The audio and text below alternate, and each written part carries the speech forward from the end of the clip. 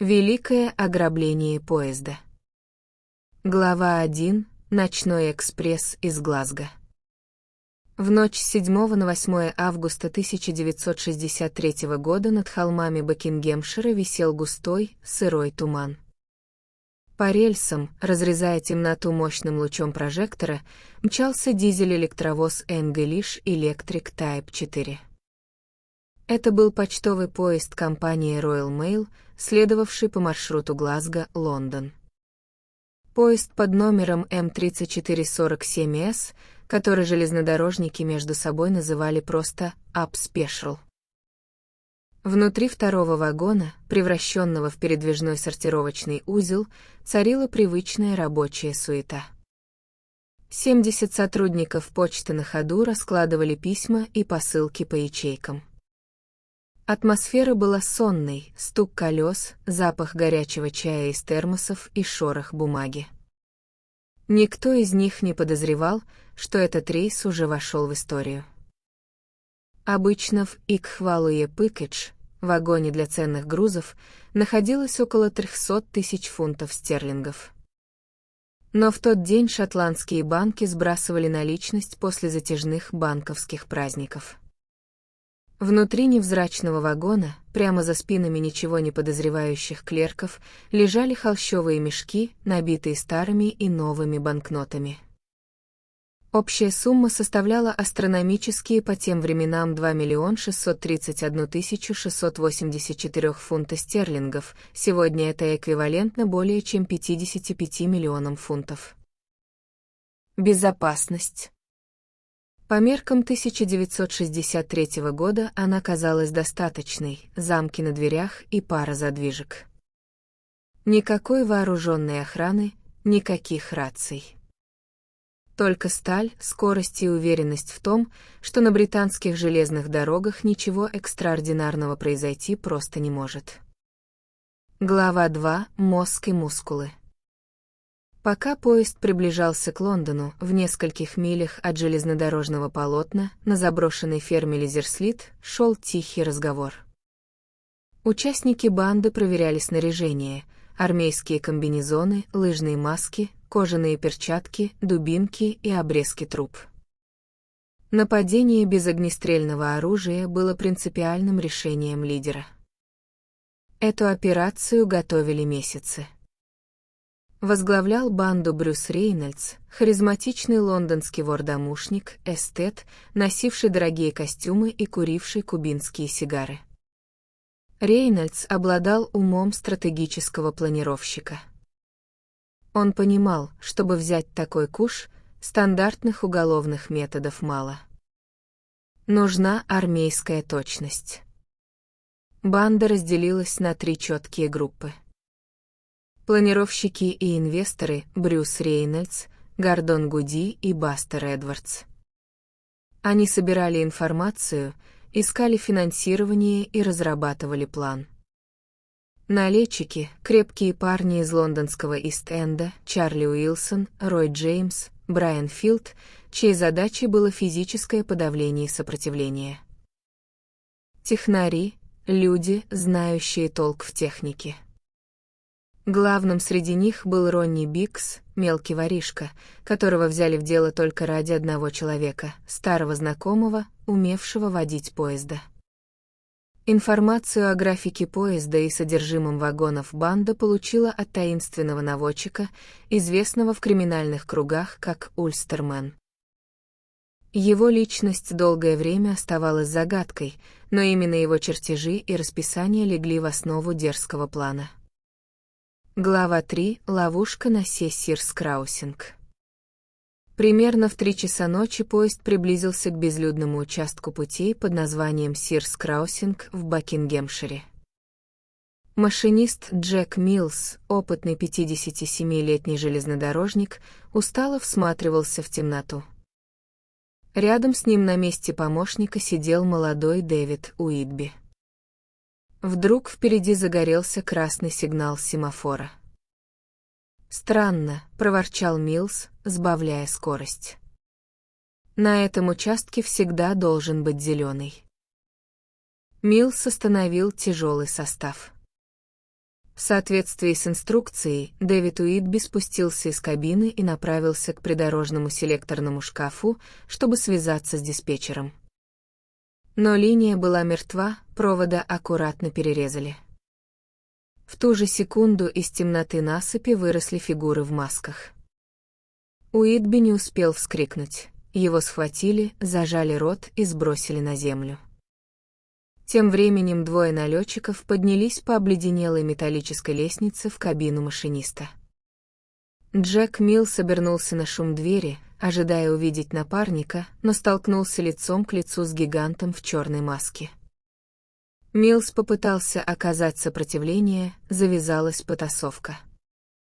В темноте кабины мелькнул тяжелый металлический предмет. Один из грабителей нанес машинисту сокрушительный удар по голове. Старик упал на пол кабины, заливая деревянный настил кровью. Глава 4. Проблема с машинистом. Первая фаза прошла идеально. Железнодорожный семафор был обманут с помощью простой, но гениальной уловки. Налетчик Джон Дейли подключил обычную 6-вольтовую батарейку к лампе красного сигнала, а зеленый накрыл плотной черной перчаткой. Однако дальше план Рейнольдса дал серьезный сбой. По задумке, состав нужно было отогнать на полмили вперед, к мосту Брайтга-Бридж, где банду уже ждали грузовики для перевалки денег. Для этого Бикс привел на дело своего человека, мистера Питера, пожилого машиниста на пенсии. Мистера Питера подтолкнули к панели управления залитого кровью локомотива. Тот оглядел сложные рычаги современного дизельного поезда нового типа, задрожал и честно признался. Я не могу. Я умею водить только паровозы. Это совсем другая машина. Рейнольдс выругался. Секунды уходили, план трещал по швам.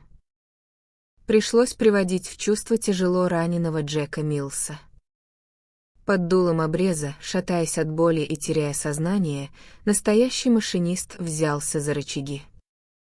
Он медленно провел поезд эти критические полмили до моста, не зная, что везет грабителей к их триумфу. Глава 5. 2 тонны денег за 30 минут. У моста Брайтга-Бридж поезд уже ждала кавалькада машин, 3 автомобиля, включая грузовик Austin Lodestar, перекрашенный в оборонный цвет, и 2 внедорожника Land Rover с фальшивыми армейскими номерами. Банда маскировалась под подразделение военной логистики. Налетчики с ломами наперевес бросились к вагону HVP. Почтовые клерки внутри услышали грохот и крики. Они попытались забаррикадировать двери мешками с письмами, но против тяжелых кувалд деревянные филенки не устояли. Дверь рухнула. Всем лежать лицом в пол. Кто дернется, прибьем. Рявкнул Чарли Уилсон. Почтовые служащие, испуганные и безоружные, беспрекословно подчинились. Грабители выстроились в живую цепочку. Из вагона в кузов грузовика начали летать холщовые мешки. Банкиры складывали туда купюры номиналом в 1, 5 и 10 фунтов. Вес добычи был колоссальным, около 2,5 тонн чистых денег. Вся перегрузка заняла ровно 30 минут. Рейнольдс постоянно смотрел на часы. В 4 часа 30 минут утра он скомандовал «Сворачиваемся». Банда прыгнула в машины и растворилась в предрассветном тумане Букингемшира. Почтовые работники остались лежать в вагоне, слушая, как стихает гул моторов, а раненый Джек Милс истекал кровью в кабине. Хронология ограбления. 8 августа 1963 года. 3 часа. Остановка поезда на Сирс-Краусинг, подмена сигнала. 3 часа 15 минут. Нападение на машиниста, захват кабины. 3 часа 25 минут. Вынужденное перемещение поезда к Брайтга-Бридж. 3 часа 45 минут. Взлом вагона с деньгами, формирование живой цепочки. 4 часа 15 минут. Окончание погрузки 120 мешков с деньгами. 4 часа 30 минут. Отступление банды на ферму Лизерслит. Глава 6. Ошибка на ферме Лизерслит. Банда прибыла на ферму Лизерслит, их заранее купленное убежище в 27 милях от места преступления. Там они устроили настоящий пир. Деньги вывалили прямо на пол большой комнаты. Парни смеялись, пили виски, подбрасывали пачки банкнот в воздух. Они делили добычу, каждому участнику досталось примерно по 150 тысяч фунтов, колоссальное состояние по тем временам. Они планировали пересидеть здесь пару недель, пока утихнет первая волна поисков. Но радиоприемник принес тревожные новости. Скотланд-Ярд поднял на ноги всю полицию страны. Округу начали прочесывать вертолеты и конные патрули. Рейнольдс понял, что нужно бежать немедленно. Банда в спешке покинула ферму, оставив наемному рабочему, члену криминального подполья, крупную сумму денег, чтобы тот сжег дом дотла и уничтожил все улики. Но наемник взял деньги, испугался и просто сбежал, оставив ферму нетронутой. Через несколько дней местный житель обратил внимание на странную активность вокруг заброшенной усадьбы и вызвал полицию. Когда детективы Скотланд-Ярда вошли внутрь, они обнаружили золотую жилу для экспертов-криминалистов. Недоеденная еда и грязная посуда. Обрезки веревок и спальные мешки. Фальшивые автомобильные номера. И самое главное — настольная игра «Монополия», в которую грабители играли настоящими деньгами.